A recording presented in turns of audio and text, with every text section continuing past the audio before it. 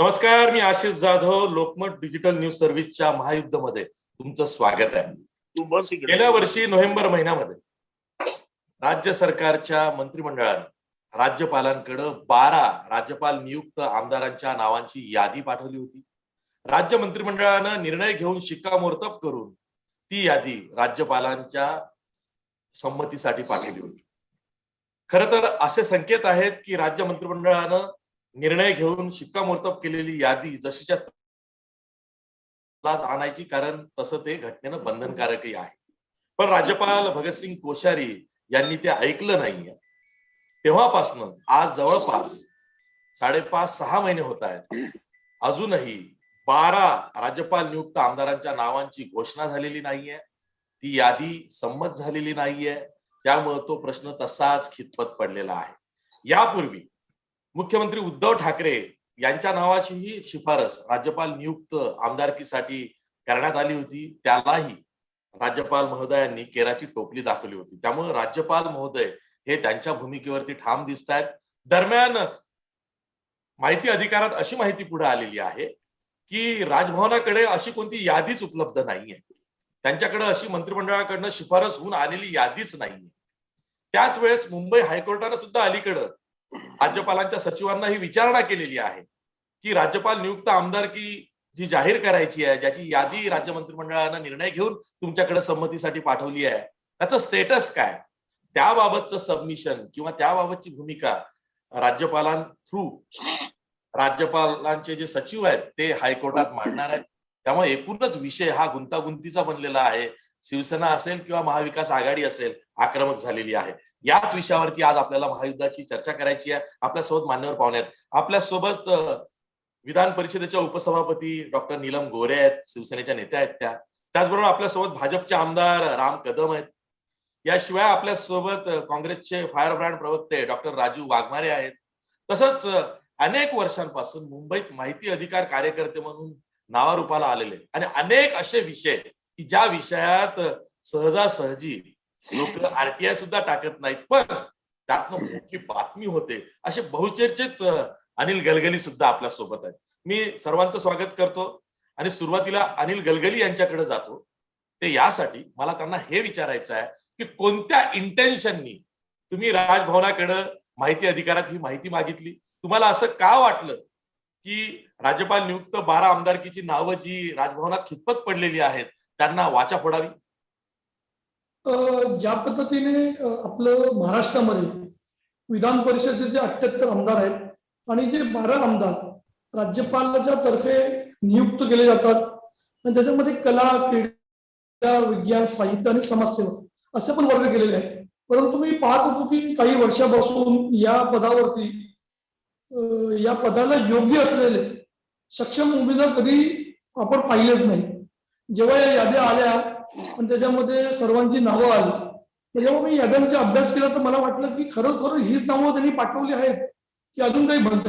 सचिवालयाला अर्ज केला होता 25/11/2020 ला की जी आपण यादी पाठवली आहे ती यादी आपण कृपया करून आम्हाला देण्यात यावीत, त्या यादीमधली नावं द्यावीत.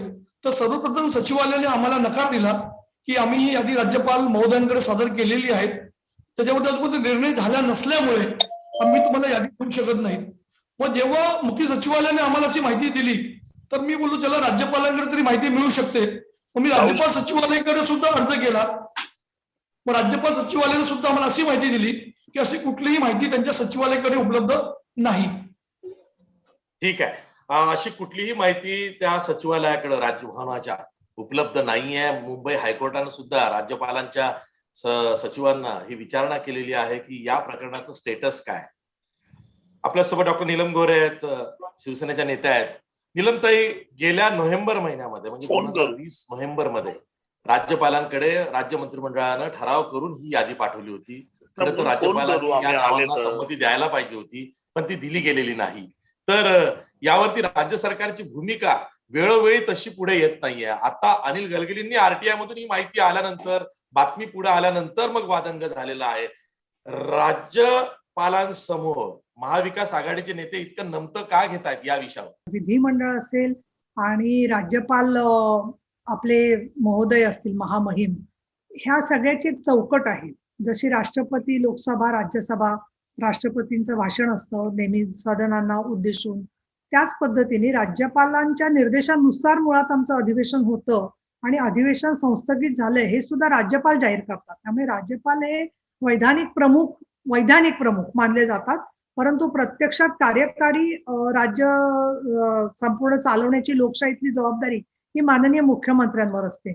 मला इथे नमूद करायला हवं की ही राज्यपालांची नियुक्त पदं जी होती त्यांची मुदत जून मध्येच संपलेली होती आणि जून मध्ये संपल्यानंतर अपेक्षा अशी होती की आमची जी मुदत झाली, आम्ही जे बाकीचे 9 सदस्य निवडून आलो विधानसभेतून विधान परिषदेमध्ये, ज्यांची मुदत आमची 24 एप्रिलला संपत होती 2020ला आणि त्याच्यानंतर निवडणुका होणार का नाही, काय होणार असं संपूर्ण चर्चा चाललेली होती. परंतु एक मताने ती नावं झाली आणि जून महिन्यामध्ये राज्यपाल नियुक्त जी यादी होती त्याला निवडणुकांचा प्रश्न नव्हता, त्याच्यामुळे आचारसंहितेचा प्रश्न नाही, मिरवणुका नाहीत, मतदान नाही.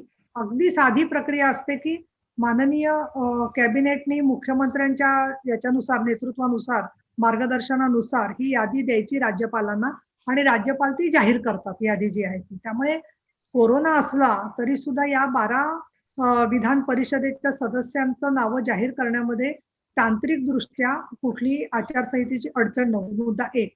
दुसरा मुद्दा, काही लोकांच्या मी कॉमेंट्स वाचते सोशल मीडियावरती की 12 आमदार रिक्त असते तर काय फरक पडतो. आता तसं तर आपण काय कझाकिस्तानमध्ये नाही आहोत की ज्याच्यामध्ये वर्षातून एकदाच पार्लमेंट होतं आणि त्यातल्या मला आमच्या काही मैत्रिणींनी सांगितलं होतं की जमलं की त्याच्यानंतर एखादा तरी खून पडतो तिथल्या लोकसभेमध्ये. त्यामुळे बरेचसे आमदार जीव किंवा खासदार जीव बचावूनच जातात त्या ठिकाणी. तशी तर आपल्याकडे स्थिती नाहीये. आपण या कोरोनाच्या परिस्थितीत सुद्धा 3 अधिवेशनं घेतली आणि मला आपल्याला सांगायला पाहिजे, आणि इनफॅक्ट पहिल्यांदाच असं कोणी जाहीरपणे सांगताय की आमच्या विधिमंडळाच्या ज्या विधान परिषदेच्या समित्या असतात त्या समित्या जवळजवळ हे नवीन 12 सदस्य आले की त्यांना सामावून घेऊन अंदाज समिती असेल, पंचायत राज समिती असेल, अनुसूचित जातींच्या कल्याणाची समिती असेल, महिला बाल कल्याण समिती असेल, या सगळ्या वैधानिक समित्यांचं काम आमचं थोडंसं पक्षाघात झाल्यासारखं झालेलं आहे. कारण 12 सदस्य 78 जणांच्या मध्ये जर का रिक्त असतील तर प्रत्येक समितीच्या कक्षेमध्ये एक सदस्य तर कमी होतोच. अगदी माझ्या याच्या खाली नेतृत्वाखाली एक विनंती अर्ज समिती आहे, त्याच्यावर एक जागा रिक्तच ठेवायला लागते, कारण शेवटी 12 सदस्य आल्यानंतर त्यांना अकोमोडेट करायचे. हा एक भाग. दुसरा भाग असा की गलगलींचा जो मुद्दा आहे की कोण त्याच्यावर असावं, कोणत्या क्षेत्रातले लोक आहेत की नाही, तो संपूर्ण वेगळा चर्चेचा विषय आहे. परंतु राज्य सरकारने जेवढा शक्य तेवढा पाठपुरावा सातत्याने राज्यपाल महोदयांकडे केलेला आहे. स्वतः माननीय मुख्यमंत्री जेव्हा भेटतात राज्यपालांना त्याच्यामध्ये प्रत्यक्षात काही बोलणं होतं नाही होतं ते आम्ही जाहीर बोलू शकत नाही, परंतु राज्यपाल जेव्हा येतात विधिमंडळात आणि आम्ही त्यांचं स्वागत करतो त्यावेळेला तरी आमच्यासारखे सभापती, उपसभापती, अध्यक्ष दिसल्यावर 12 सदस्य आपल्याला नियुक्त करायचेत याचं विस्मरण राज्यपाल महोदयांना होत असेल असं मला वाटत नाही. कारण राज्यपाल महोदय हे अतिशय चालण्यामध्ये चपळ आहेत. ते शिवनेरीवरती जातात, बाकी प्रत्येक ठिकाणी ते हजर असतात, वेगवेगळ्या जिल्ह्यांचे दौरे करतात, त्या कार्यक्रमांना जातात. इतकंच नव्हे तर ते पुण्यात आले असतील तर जे जे नागरिक भेटायची इच्छा करतात त्या सगळ्यांना ते भेटत असतात राज्यपाल महोदय. आणि अशा वेळेला राज्यपाल महोदयांना विस्मरण झालं असेल हे शक्य नाहीये. त्यामुळे एक गोष्ट स्पष्ट आहे की राज्यपाल हे सर्वांचे आहेत आणि म्हणून राज्यपालांचं प्रवक्ते पण कोणी करण्याचा प्रयत्न करत असेल तर मी मराठीतला आपला ग्राम्य शब्द वापरते, त्याला चोंबडेपणा असं म्हणतात असं मला वाटतं. राज्यपाल हे सार्वभौम जसं आहे तसं जर का परस्पर त्यांच्या वतीने काही कोणी प्रवक्ते नेमलेले नाहीयेत. राज्यपालांचं स्वतःचं कार्यालय आहे आणि खरं सांगायचं तर जेव्हा त्यांच्याकडे गेलेल्या निवेदनांची ताबडतोब ते दखल एरवी घेतात, म्हणजे मी एक छोटं उदाहरण देईन की बाई वारकरी अडकले होते मध्य प्रदेशात, तेव्हा राज्यपालांना आम्ही पत्र दिल्याबरोबर त्यांनी खूप 10 परवानग्या काढून दिल्या त्यांच्या कार्यालयाने. शेवटी ते बिचारे वारकरी 1.5-2 महिना प्रवास करत पोहोचले. त्यामुळे राज्यपालांचं कार्यालय याबद्दल आमच्याकडे यादी नाही असं जेव्हा सांगतं त्यावेळेला त्याच्यामध्ये काहीतरी कार्यकारण भाव आहे. मी ती इंग्लिश म्हण वापरत नाहीये त्याच्यामध्ये राज्यपाल असल्यामुळे, पण त्याच्यात ते असं विस्मरण झालंय वगैरे हे शक्यच गोष्ट नाहीये. आणि दुसरं मला खरं खेदजनक गोष्ट ही वाटते की इतकी त्याच्यात चर्चा होते, तुमच्यासारखी माध्यमं त्याची दखल घेतात. दुसरं 12 लोकांचा प्रश्न आपण त्यांचा वैधानिक अधिकार हिरावून घेतो कारण नसताना. अरे ते बरोबर आहेत का चूक आहे त्याच्यावर तुमचं म्हणणं असेल समजा माननीय राज्यपालांचं की अमुक एका नावाबद्दल प्रश्न आहे, तर त्यांना तसा तांत्रिकदृष्ट्या हे नसतो, म्हणजे अधिकार नसतो. पण ते त्याच्यावरती राज्य सरकारला सल्ला मसलती करू शकतात वाटलं तर. दुसरं सगळ्यात गोष्ट अशी मी ते सांगून मुद्दा संपवते की राज्यपालांची आमची यादी गेली की आमचा जो प्रेमळ विरोधी पक्ष आहे तो ताबडतोब तिथे हजर होतो, भेटतो. बाहेर असे जे बिचारे गरीब सर्वसामान्य अनुयायी असतात त्यांना संदेश देतो की जणू काय त्यांचं काहीतरी यादीवर वर्चस्व असणार आहे. मला असं वाटतं ज्या वेळेला कधी होईल त्यावेळेला मुख्यमंत्र्यांनी दिलेली यादीच राज्यपालांना करावी लागणार आहे. अशी विरोधी पक्षाची यादी वगैरे कधी राज्यपाल मान्य करू शकत नसतात. आणि एखादं त्यांना नाव काय बोलायचं असेल तर त्यांना मुख्यमंत्र्यांशी बोलायला लागेल. पण या मर्यादांचा कुठेतरी म्हणून जे सामनानी म्हटलेलं आहे की भूत आलंय का काय, तर त्याच्यामध्ये ते भूत नसून आपण त्या भूतावर विश्वासच ठेवत नाही. त्यामुळे कुणाचा तरी असंतुष्ट आत्मा तिथे आहे असं मला वाटतं. ठीक आहे. राम कदम, आता डॉक्टर नीलम गोरे यांनी बोलता बोलता अनेक गोष्टी सांगितलेल्या आहेत. मी तुम्हाला काही उदाहरणं देतो. जसं की उत्तर प्रदेशमध्ये झालं, कर्नाटकमध्ये सुद्धा झालं. त्या वेळेसचे तिथले जे राज्यपाल होते आणि तिथे भाजप व्यतिरिक्त सत्ता होती, तेव्हा राज्यपाल नियुक्त याद्यांमध्ये राज्यपालांनी हस्तक्षेप केले आणि त्यामध्ये भाजपचे आमदार तिथे जोडले गेले. ती यादी सुधारित केली गेली आणि तिथे भाजपच्याही आमदारांची वर्णी राज्यपाल नियुक्त कोट्यातून लागली विरोधी बाकावरच्या. तर तसा काहीसा प्रयोग हा महाराष्ट्रातही व्हावा अशी इच्छा राजभवनाची दिसते किंवा राजभवनाकडनं तशी इच्छा ही पूर्तता करून घेतली जाते या इच्छेची, असं काहीसं दिसतंय. राम कदम.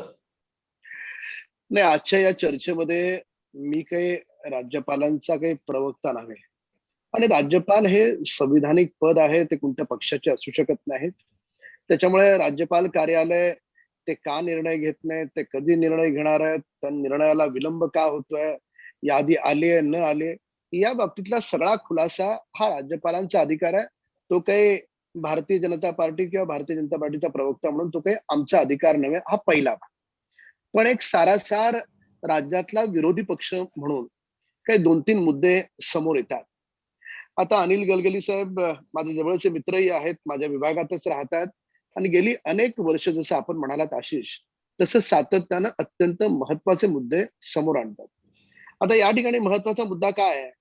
महत्वाचा मुद्दा असा आहे की ही जी 12 लोकांची यादी आहे, ती अनिल गलगरी यांना ती 12 लोकांची कोण नावं आहेत? कारण साधारणतः ही 12 लोकांची नियुक्ती होते ती ही काही राजकीय कार्यकर्त्यांची फक्त वर्णी लावायचे. कोणी कार्यकर्ता गेली अनेक वर्ष हातात झेंडा घेऊन जिंदाबाद म्हणतोय म्हणून त्याला आमदार करायचं, अशा प्रकारची वर्णी नाही. हे कायदे मंडळ आहे आणि कायदे मंडळामध्ये वेगवेगळ्या क्षेत्रातले, म्हणजे संगीत आहे, पत्रकारिता आहे, वेगवेगळ्या कला क्षेत्र आहे, वेगवेगळ्या क्षेत्रातल्या लोकांनी देखील त्यांचं त्या होणाऱ्या कायद्याविषयी काय मत आहे तर तेही विधान परिषदेतल्या सभागृहामध्ये असावेत आणि कायदा तयार करत असताना त्यांचंही योगदान असावं. त्या दृष्टिकोनातून आपण ती रचना केली. ज्या जागा आहेत त्याच्यामध्ये आपण वेगवेगळ्या जागा अशा आपण विभागलेल्या आहेत. तर या 12 जागांच्या बाबतीमध्ये अनिल गलगलींसारखा ज्येष्ठ आरटीआय ऍक्टिव्हिस्ट जेव्हा ते असं म्हणतात की ही 12 नावं कोण आहेत, तेव्हा ती 12 नावं कोण आहेत व्यक्तिविशेष ही चौकशी करत नाहीयेत. ती 12 नावं त्या 12 जागांच्या निकषामध्ये बसणार आहेत का? उद्या निकष पत्रकार असेल तर पत्रकार म्हणून ते नाव ते दिलं गेलंय का? उद्या संगीतकार असेल, संगीत क्षेत्र असेल तर संगीत क्षेत्र म्हणून ते विधान परिषदेने नाव दिलंय का? तर अशा निकषांमध्ये सरकारकडून नावं पाठवली गेली आहेत का? हाच एक उद्देश असू शकतो. बाकी याच्या पलीकडे काही उद्देश असण्याचं कारण राम कदम, नाही. पण मग राज्यपालांनी तसं राज्य मंत्रिमंडळाला सांगावं, काही नावांवरती आक्षेप घ्यावा, पण तसंही होताना दिसत नाही. यादीच गायब होते आहे. नाही आशिष, आता पुन्हा तुम्ही असे प्रश्न विचारता आहात की ज्या प्रश्नांची उत्तरं माझ्याकडे आहेत. त्यांनी काय सांगावं आणि राज्य मंत्रिमंडळाने काय बोलावं हा त्यांचा परस्पर दोघांचा अधिकार आहे.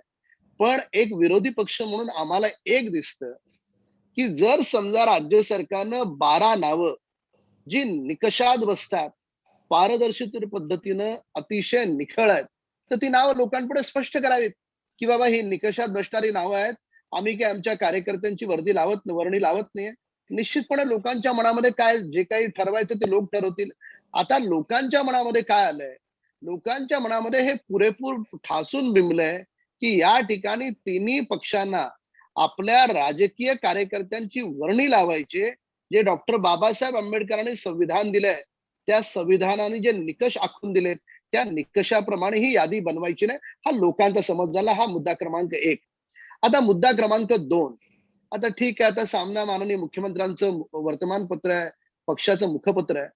जेव्हा आपण विज्ञानाचे पुरस्कर्ते आहोत आणि विज्ञानाचा पुरस्कार करत असताना राज्याच्या प्रमुख पदावर बसलेल्या व्यक्तीच्या घरातल्या वर्तमानपत्रानं किंबहुना त्यांच्या अधिकृत वर्तमानपत्रानं भुताटकीचा एका अर्थानं प्रसार आणि प्रचार करणं हे कितपत योग्य आहे याचंही आत्मचिंतन होण्याची गरज आहे.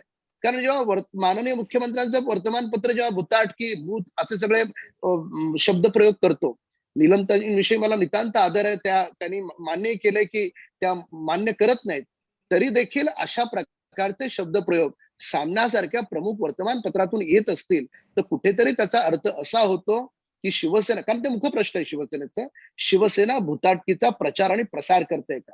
आणि मग आपल्या विज्ञानाच्या राज्यामध्ये अंधश्रद्धा विरोधी कायदा आहे. आपलं पहिलं राज्य आहे देशातलं अंधश्रद्धा विरोधी कायदा करणार. नाही आशिष, कसं उपहासाने आहे, बोलले ते उपहासानी, मराठीमध्ये एक प्रकार आहे उपहास, तो उपहासानी बोललेले आहेत. नाही मराठी उपहासाने साहित्याचा थोडा अभ्यास आपण करूयात. नाही ताई कसं आहे, आपण बोलताना मी बोललो नाही, मला फक्त एवढंच म्हणायचं कारण संपलं आपलं. की हा शब्दप्रयोग जर समजा नसता वापरला तर अधिक चांगला संदेश लोकांपर्यंत जाऊ शकला असता. या शब्द प्रयोगामुळे लोकांच्या मनामध्ये निश्चितपणे संभ्रम होणार आहे. आता माझ्यासारखा माणूस भूतभुताटकी मानत नाही, आपणही मानत नाहीत, आशिषही मानत नाही, पण जे अनेक लोक असे आहेत जे मानतात तर त्यांचा दृढ विश्वास होऊ शकतो. त्यामुळे सावनामध्ये उद्या किंवा परवा अशी एक बातमी येणं आवश्यक आहे की तो भुताटकीचा जो शब्दप्रयोग तो चुकीनं किंवा नजर जे काही म्हणायचं असेल ते त्या पद्धतीनं म्हणणं गरजेचं आहे. हा ठीक आहे. राजू वाघमारे राम कदम त्याचं उत्तर देणारच नाही शेवटपर्यंत, की ही यादी लांबवण्यामागे किंवा हा निर्णय राजभवनाकडून न होण्यामागे भाजपची भूमिका महत्वाची आहे, ते मान्यच करणार नाही. तुम्हाला असं काही वाटतंय की जी 12 नावं दिली गेलेली आहेत त्यावरती भाजपला आधीपासून काही नावांवरती आक्षेप आहे? मुंबई हायकोर्टामध्ये सुद्धा याचिका तशा गेलेल्या आहेत की यातली जी काही नावं आहेत ती निकषामध्ये बसत नाही, ती राजकीय नावं आहेत, विशेषतः ज्यांनी आधी विधानसभा किंवा लोकसभेची निवडणूक लढवलेली आहे अशांची नावं कशासाठी इथं आली आहेत असाही आक्षेप घेतला गेलेला आहे. अशा वेळी राज्यपालांनी ही यादी थांबवून एक प्रकारे यामध्ये तुम्ही पुन्हा फेर निर्णय घ्या असे संकेत दिले असतील, ते ओळखण्यात महाविकास आघाडी सरकार कमी पडलं असेल म्हणून हा विलंब झाला असेल. नाही आशिषजी, या सगळ्या गोष्टीचा जर आपण विचार केला तर आपल्या लक्षात एक गोष्ट येते की राज्यपाल महोदय ज्या दिवसापासून या पदावर बसलेले आहेत त्या दिवसापासून दुर्दैवाने आपल्या देशाच्या संविधानाचा अपमान वेळोवेळी कसा करता येईल आणि त्या संविधानाला जेवढ्या आत्मीयतेने किंवा जेवढ्या आपुलकीने ज्या संविधानाला आपल्याला बघायला पाहिजे, कारण ते जे बसलेली पोस्ट आहे त्यांची ती संविधानिक पोस्ट आहे, मग त्या संविधानाचा आदर आपण कोणत्या पद्धतीने करायला पाहिजे याच्यापासून कुठेतरी राज्यपाल महोदयांचं दुर्लक्ष होतंय. कारण ज्यावेळी कॅबिनेटनी ठराव करून ती प्रत महाविकास आघाडीचे तिन्ही मंत्री राज्यपाल महोदयांकडे घेऊन गेले आणि ती प्रत त्यांना दिली, त्या घटनेनंतर आज जवळजवळ 1 वर्ष होण्यात आलेलं आहे. राज्यपाल महोदयांना त्या यादीबद्दल काही शंका असेल, नावांबद्दल शंका असेल, त्यांना ज्या काही क्वेरीज असतील त्याबद्दल त्यांनी त्वरित त्याच वेळी किंवा त्याच्यानंतर त्यांनी पूर्णपणे मुख्यमंत्री महोदयांशी बोलणं अपेक्षित होतं. घटनेमध्ये काय सांगितलंय की तुम्हाला वेळ देण्यात आलाय की त्याच्यावर विचार करण्यासाठी वेळ घ्यावा, पण विचार करण्यासाठी 1 वर्ष हा जर वेळ राज्यपाल महोदय मानत असतील तर कुठेतरी घटनेमध्ये जे संकेत दिलेले असतात त्या संकेताचा प्रथम राज्यपाल महोदयांनी भंग केलेला आहे, हे अगदी स्पष्ट आहे. आणि हा भंग वेळोवेळी करण्यात आलाय, कारण राज्यपाल महोदयांचं राजभवन हे जणू काही भाजपचं कार्यालय आहे. अशा प्रकारे भाजपचे जे आता असंतुष्ट आत्मे जे ताईंच्या भाषेत आहेत, हे सगळे आत्मे राज्यपाल महोदयांच्या राजभवनावर जाऊन आपलं मन किंवा आपला आत्मा संतुष्ट करण्याचा प्रयत्न करतात. आणि मग त्याच्यामध्ये कुठेतरी राजभवन सापडलंय का हा प्रश्न उपस्थित होतो ना. की ठीक आहे, ज्यावेळी ठीक आहे. तुम्हाला राम कदम, प्रश्न- राजू वाघमारेंचं म्हणणं आहे की समांतर शासन यंत्रणा राज्यपाल भाजपसाठी राबवत आहेत असं त्यांना नकळत सांगायचं आहे किंवा भाजप त्यांच्याकडनं समांतर शासन व्यवस्था राबवून घेते. नाही, आता नुकतंच जे अर्थसंकल्पीय अधिवेशन झालं त्या अर्थसंकल्पीय अधिवेशनामध्ये या तिन्ही पक्षांकडून राज्यपालांच्या अभिनंदनाचा प्रस्ताव मांडला गेला. माननीय मुख्यमंत्र्यांपासून सगळ्यांनी त्यांचं अभिनंदन करत असताना तिन्ही पक्षांनी भरभरून अभिनंदन केलं. हे या ठिकाणी काँग्रेसच्या प्रवक्त्यांना काही विसरता येणार नाही. तर त्याच्यामुळे तेव्हा केलेलं अभिनंदन खोटं होतं, आता बोलतायत ते खरं आहे का, आता बोलतायत ते खोटं आहे, तेव्हा बोलतात ते खरं होतं, हे त्यांना स्पष्ट करावं लागेल. अभिनंदन करूनही राज्यपाल ऐकत नाही हे त्यांनी घेतलेलं आहे त्यातून. नाही, अभिनंदन त्यांच्या कार्यकुशलतेबद्दल केलं होतं. अभिनंदन ऐकत नाहीत काय नाही तर आता स्पष्ट बोलावं त्यांनी. पण मूळ मुद्दा असा आहे की या ठिकाणी राज्यपालांच्या अखत्यारीतले जे प्रश्न आहेत त्या प्रश्नांची उत्तरं तेच देतील. पण असं म्हणणं की ते भाजपचं कार्यालय झालंय हा संविधानाचा सरळ सरळ अपमान आहे. कारण राज्यपाल राष्ट्रपती हे कोणत्या पक्षाचे असत नाहीत. याचा काँग्रेसला का विसर पडावा? जर समजा भाजपचे नेते त्या ठिकाणी जात असतील तर हे अपयश तुमच्या तीन पक्षांचं आहे. जर तुमच्या मंत्र्यांकडून, तुमच्या नेत्यांकडून, तुमच्या सरकारकडून न्याय मिळत नसेल, तुमचे नेते, तुमचे मंत्री वेळ देत नसतील, तर लोकप्रतिनिधी म्हणून, सामाजिक कार्यकर्ता म्हणून गेलं कोणाकडे पाहिजे? तर बाबासाहेबांनी आखून दिल्या संविधानाप्रमाणे राज्यपालाकडे गेलं पाहिजे. तुम्ही सांगा स्पष्टपणे की बाबासाहेबांनी जे संविधान दिलंय ते तुम्ही मान्य करू नका. आमच्या तीन पक्षाचं वेगळं संविधान आहे, तेच तुम्ही मान्य करा, आम्ही मान्य करू. काय लावलंय काय तुम्ही? राजू वाघमारे संविधानाप्रमाणे उत्तर द्या. तुम्ही राज्यपालांकडे दाद का मागत नाही? तुम्ही कोर्टात नाही. जाता त्याऐवजी. नाही, काय झालंय आशिषजी, मराठीतली अगदी जुनी आणि सगळ्यांना आवडणारी म्हण आहे की चोरांच्या उलट्या बोंबा. ही म्हण जी आहे ती भाजपला पूर्णपणे लागू होते. अख्खा महाराष्ट्र बघतोय की प्रत्येक बाबतीमध्ये मुख्यमंत्री साहेबांना भेटून त्यांना सांगण्याच्या ऐवजी आपण उठून जर राजभवनावर जाऊन सांगत असाल तर आपल्याला घटनेचं किती महत्व आहे आणि घटना किती वाचलेली आहे आणि घटनेप्रमाणे लोकशाही कशी चालते याचं ज्ञान जर भाजपच्या नेत्यांनी घेतलं तर हे महाराष्ट्र राज्य पुढे जाण्यामध्ये थोडी तरी मदत होईल आणि ती त्यांनी घ्यावी, इन्क्लुडिंग राम कदम. डॉक्टर नीलम गोरे, राजभवनावरती काय आहे की तुम्ही निवेदन घेऊन गेलात, शिष्टमंडळ घेऊन गेलात तर तुम्हाला चहा पोहे हे मिळतात आणि मंत्रालयात गेल्यावर ते मिळतीलच असं नाही, कारण मुख्यमंत्री काय मंत्रालयात जातच. त्यामुळे मातोश्रीवरती ही मंडळी काही येत नाही. त्यामुळे राजभवन हे सोयीचं ठिकाण आहे. तिथे गेल्यावरती निदान पोहे चहा मिळतो, त्यामुळे जातात. आशिष, मला आशिषजी, आम्ही महाविकास आघाडी त्याच्यापेक्षा चांगलं देऊ. नाही, आशिष, मतभेद जरी असले विरोधी पक्षाबद्दल तरी इतकं अगदी हलक्यामध्ये मी नाही त्यांना बाजूला काढू शकत की चहा पोहे मिळतात म्हणून राजभवनला जातात म्हणून. आमच्याकडे वडापाव त्यानिमित्तानं गप्पा होतात, आणि वर्षावर काय आदर सत्कार होतो, व्यवस्थित आहे. सगळ्यांचं इंडिव्हिज्युअली उद्धव साहेबांशी एकदम चांगलं आहे. सगळ्यांचे फोन होत असतात, बोलणं होत असतं. प्रश्न कुठे झालाय? मे महिन्यामध्ये वाट बघत होते की त्या कलकत्त्याचा, म्हणजे काही संबंध नाही खरा, पण तिकडचे निकाल बंगालचे जर का लागले तर इथल्या राजवटीत आम्ही काहीतरी करणार असं सांगून 2-3 महिने धक्कवलं कसं तरी. अगदी बार्शी लाईट जशी पूर्वी होती की पोचते का पोचत नाही असं करत करत कसं तरी कार्यकर्त्यांना इथपर्यंत आणलं होतं. त्याच्यानंतर काय झालंय, म्हणजे आमच्याकडची जी माहिती आहे बरेचशी, ती सर्व्हे केला केंद्रामधल्या यांच्या वरिष्ठ नेत्यांनी आणि या सर्व्हे केल्यावर जेव्हा लक्षात आलं की जनमानसामध्ये काही कुठलाही बदल करावा अशी प्रतिमा नाहीये भाजपची, त्यांच्या विरोधी पक्ष नेत्यांची, अध्यक्षांची. अशा वेळेला तुम्ही जैसे ते राहा असं सांगितल्यामुळे दिल्लीला जाऊन परत येण्याची वेळ आलेली आहे आणि मधल्यामध्ये बरेचसे प्रवक्ते, बरेचसे कार्यकर्ते त्यांचा नाईलाज असतो, ते त्या पद्धतीने सगळं करत असतात. पण मला मुळात मी मान्य करणार नाही की उद्धव साहेब भेटत नाही ती गोष्ट. मराठा आरक्षणाचा विषय असेल किंवा अनेक मुद्दे असतील त्याच्यावरती सातत्याने सर्व मंत्री असतील, आणखीन बाकीचे असतील विरोधी पक्ष नेते, यांच्याशी चर्चा होत असते, त्यांना बोलावलं जात असतं.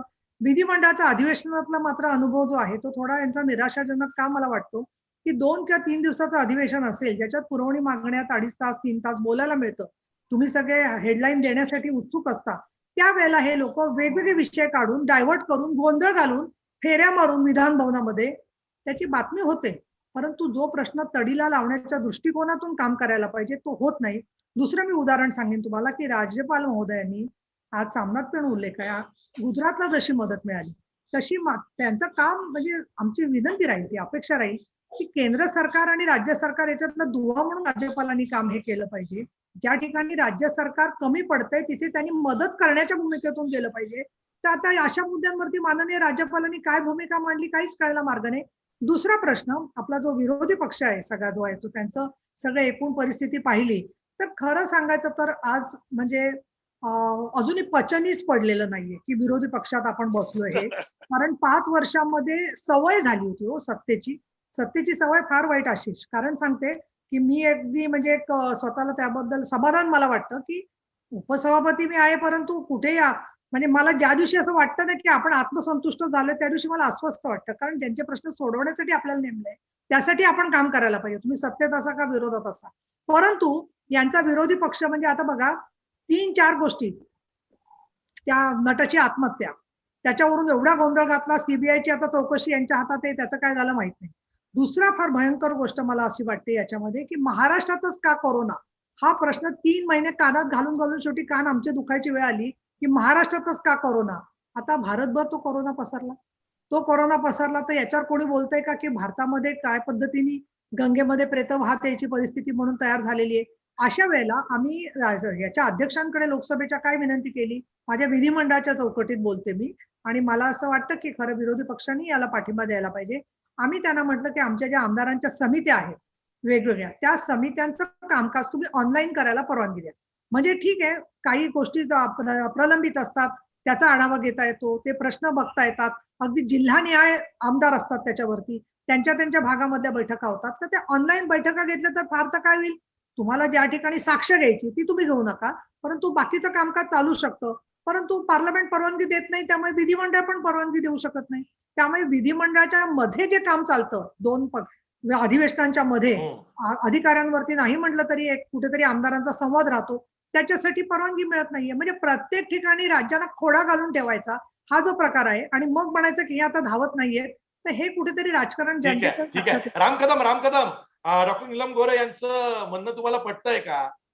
त्या असं सांगतायत की विरोधी पक्षात जरी भाजप असेल तरी भाजपला सत्तेत येण्यासाठी फार उत्सुकता लागून राहिलेली आहे, ते संधीच्या शोधात आहेत आणि त्यामुळं महाविकास आघाडीला भाजप काम करू देत नाही.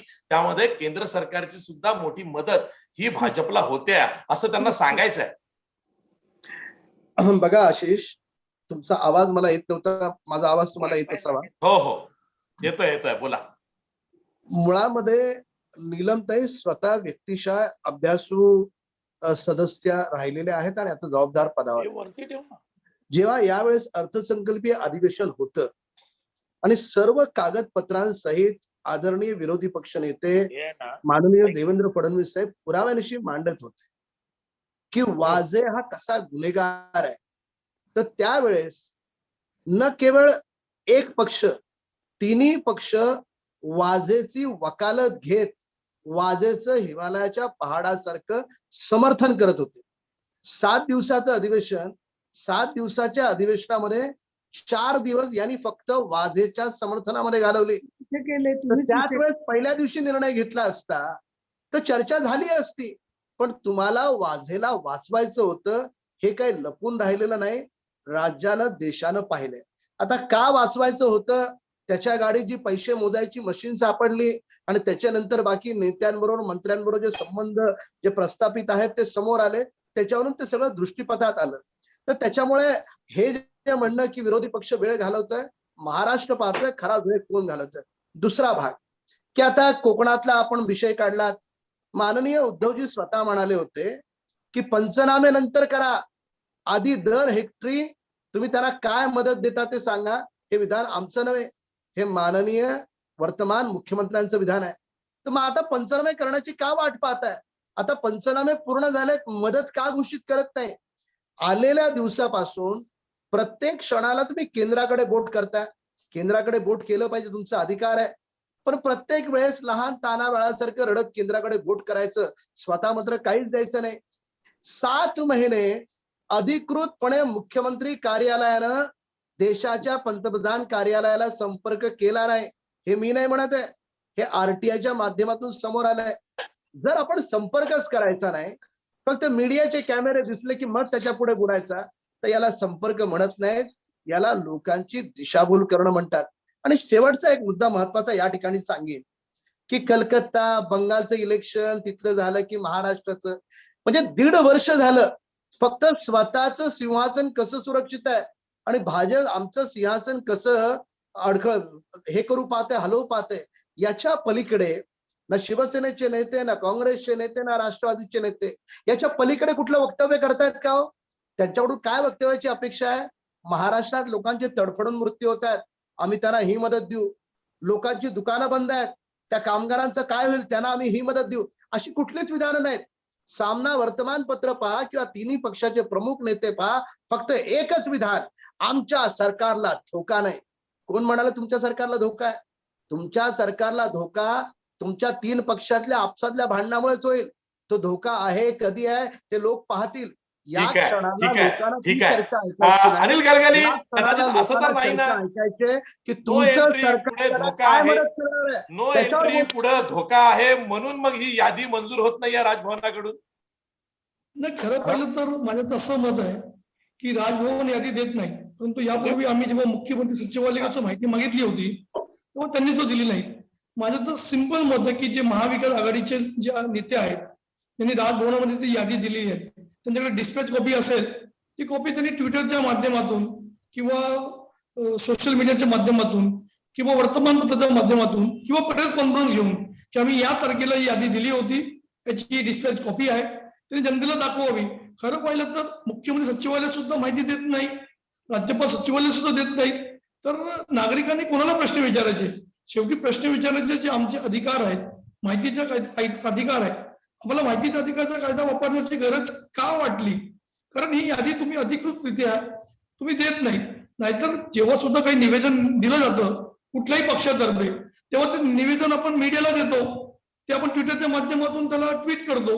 तर माझं असं मत आहे की यादी आहे की नाही, ती कुठे गेली, त्यापेक्षा ज्यांनी यादी दिलेली आहे त्या महाविकास आघाडीच्या नेत्यांनी ती जाहीर करावी आणि राज्यपाल कार्यालय कसं खोटं बोलतं, कशी माहिती लपवतं, यावरती त्यांनी चिंतन करावं. निश्चित. ठीक आहे, राजू वाघमारे, ज्या अर्थी महाविकास आघाडीचे नेते गप्प बसले 6 महिने आणि मग आता माहितीच्या अधिकारात अनिल गडकरींनी माहिती काढली की यादी ही राजभवनातून गायब आहे किंवा तिथं यादीच नाहीये, तेव्हा हा विषय पुढे आला. मला हेच विचारायचं आहे, महाविकास आघाडीच्या सरकारच्या राज्य मंत्रिमंडळानं ठराव करून यादी राज्यपालांकडे पाठवली, तिला 6 महिने झाले अजून मंजुरी नाही. अशा वेळी आवाज तुम्ही आघाडीतून का नाही उठवला? काय असं कंपल्शन आहे की तुम्ही राज्यपालांसमोर नमतं घेताय? नाही, सगळ्यात पहिली गोष्ट अशी जी आमचा ठराव झाल्यानंतर आमच्या महाविकास आघाडीच्या तिन्ही पक्षांच्या मंत्र्यांनी स्वतः राजभवनावर जाऊन हा प्रस्ताव राज्यपाल महोदयांना दिल्यानंतर याची बातमी आपल्यासारख्या मीडियाने सगळीकडे दाखवली, आम्ही सांगितलं, आम्ही यादी दिली. त्याच्यानंतरच्या वेगवेगळ्या प्रकारच्या विषयांवरच्या भेटी ज्या महाविकास आघाडीच्या सत्ताधाऱ्यांकडून राजभवनावर आम्ही केल्या, त्या सगळ्या भेटींमध्ये आम्ही राज्यपाल महोदयांना या बाबतीतली आठवणही करून दिली की या यादी आपल्याकडे आहेत, त्याच्या बाबतीतला निर्णय अजून पेंडिंग आहे. आणि आम्ही आठवण करून देण्याच्या ऐवजी जे काम राज्यपाल महोदयांचं आहे, जे घटनेने त्यांना बांधील केलंय की त्या कामासाठी, मग त्याची आठवण करून देण्याची गरज काय? जर आम्ही यादी दिली, आम्ही त्या बाबतीत बोलतोय, आम्ही मीडियामध्ये बोलतोय, आम्ही राज्यपाल महोदयांना त्याची आठवण करून देतोय, आणि एवढं सगळं होत असताना जर घटनेच्या मार्गाने जाण्याचा जो मार्ग आहे त्याच्याकडे जर राज्यपाल महोदयांच्या ऑफिस कडून दुर्लक्ष होत असेल तर याच्यासारखी दुर्दैवी गोष्ट कोणतीही नाही. ठीक आहे. डॉक्टर नीलम गोरे, यातनं आता तोडगा कसा काढायचा? मुख्यमंत्र्यांना भूमिका घ्यावी लागेल. आठवत आहे तुम्हाला, जेव्हा मुख्यमंत्र्यांचं स्वतःचं नाव हे राज्यपाल नियुक्त आमदारकीसाठी गेलो होतं तेव्हाही त्या प्रस्तावाला राज्यपालांनी केराची टोपली दाखवली होती. त्यानंतर ज्या निवडणुका लागल्या त्यातही नंतर मग नरेंद्र मोदी असतील किंवा अमित शहा असतील किंवा राष्ट्रपती असतील यांनी तोडगा काढल्यानंतर मुख्यमंत्री विधान परिषदेचे आमदार बनू शकले. म्हणजे राज्यपालांसमोर महाविकास आघाडी हतबल दिसते. नाही, एक मला इथे सांगायला पाहिजे आपल्याला की ज्या वेळेला विधानसभेतून विधान परिषदेची निवडणूक लावण्याच्या संदर्भामध्ये राज्यपालांनी सहमती दाखवली आणि त्याच्यात सर्व पक्षांचं एक आहे की ज्या क्षणी आमचं विरोधी पक्षाशी एकमत झालं आणि आमची 9 नावं बिनविरोध होतील असं ठरलं, त्याच्यानंतर ती निवडणूक निर्वेदपणे पार पडली. म्हणजे याचा अर्थ आपण समजून घ्या काय आहे तो. आणि त्याच्यामुळे दबावाला कुठल्याही परिस्थितीत मुख्यमंत्री बळी पडणार नाही, एक. आणि दुसरं असं आहे की राज्यपालांना जसं त्यांना काही स्वतःच असतील, त्यांचा सल्ला घेऊन ते काही काम करत असतील, तसं त्या व्यक्तींच्याकडे सुद्धा या संदर्भामध्ये एक अप्रत्यक्ष दबाव तयार होतो ना. मीडियातून तयार होतो, केंद्रातून तयार होतो, राज्यातून तयार होतो, जेणेकरून लोकशाहीमध्ये कोणी जनतेला गृहीत धरू शकत नाही. आणि तुम्ही बघितलं असेल की महाराष्ट्राची एवढी बदनामी करत होते की मुख्यमंत्री काहीच काम करत नाहीये, परंतु सुप्रीम कोर्ट, नीती आयोग, स्वतः पंतप्रधान, स्वतः गृहमंत्री, त्याचबरोबर सुब्रमण्यम स्वामी, जावेद अख्तर, सुहेल शेठ, मीडिया आणि मीडियाचं तर काय प्रेम म्हणजे इतकं आम्हाला आश्चर्य वाटतं. मी स्वतःला चिमट्याकडून बघते एवढं कसं काय उद्धव साहेबांवर मीडिया प्रेम करतोय. पण जेव्हा बाकीच्यांचा अनुभव पाहतायत तेव्हा लक्षात येतं की हे नेते किती वेगळे आहेत आणि किती संवेदनशील पद्धतीने हाताळतायत. दुसरं सातत्याने जे चंद्रकांत दादा वगैरे बोलतात ना की मातोश्री बाहेर या, काही टार्गेट कार्टी सिंधुदुर्गातली पण अशीच बोलतात, बाहेर या बाहेर या. अरे बाहेर या म्हणजे कुणाला अवेलेबल नाहीयेत. लोकांची शिष्टमंडळ चालली आहेत, भेटी चालल्या आहेत, चर्चा उद्धव चाललेली आहे. ठाकरेंचं कौतुक होण्यामागे एक गुपित सांगू का काय? राम कदम हे ऐका, सांगा. सध्या टीव्हीवरती टीआरपी चार्ट येत नाही, बार्कचं रेटिंग बंद आहे. मग निकष काय? तर फेसबुक लाईव्ह जेव्हा तुम्ही करता तेव्हा सर्वाधिक बस कोणाचा होतो, सर्वात जास्त व्ह्युअर्स फेसबुकवर कोणाचे असतात? तर ते आता देशात उद्धव ठाकरेंचे असतात. म्हणून ते सर्वात लोकप्रिय असा सरळ सरळ निकष काढला गेलेला आहे. पण याला आशिष कारण असं आहे, मी सांगेन तुला की शेकडो हजारो सामान्य महिला आम्हाला सांगतात की उद्धव साहेबांचं आम्ही ऐकतो त्या आमच्या घरातला मुलगा बोलतोय आमच्याशी, असं आम्हाला वाटतं. ही त्यांची विश्वासार्हता आहे आणि म्हणून लोक त्यांचं फेसबुक लाईव्ह बघतात. त्याला ट्रोल करणाऱ्या सैन्य पगारी चालणारी उपयोग होत नाही, हेच काळ दाखवून देतोय. ठीक आहे, ठीक आहे. राम कदम, शेवटचा प्रश्न असा आहे की जर का ही 12 नावांची जी यादी आहे यामध्ये जर का काही तडजोड झाली भाजप बरोबर, महाविकास आघाडीनं केली की 2-3 नावं भाजपची पण आपण यात देऊया आणि एकदाचा हा प्रश्न निकाली काढूया, तर भाजपचा त्याला होकार आहे? केली तशी राम. हे सांगितलंच कोण? भारतीय जनता पार्टीचा या नावांच्या संदर्भामध्ये दूरन्वये काही संबंध नाही. हे संपूर्ण प्रकरण न्यायप्रविष्ट आहे. तर त्याच्यामुळे तडजोड वगैरे हे ठीक आहे, पत्रकारिता म्हणून तुम्ही तो किंवा बाकीचे लोक तसा तो दृष्टिकोन काढत असतील, पण तशातला काही संबंध नाही. पण आमची एक भूमिका मात्र स्पष्ट आहे की संविधानानं जे निकष लावून दिलेत त्या निकषाप्रमाणे ही 12 नावं असली पाहिजेत.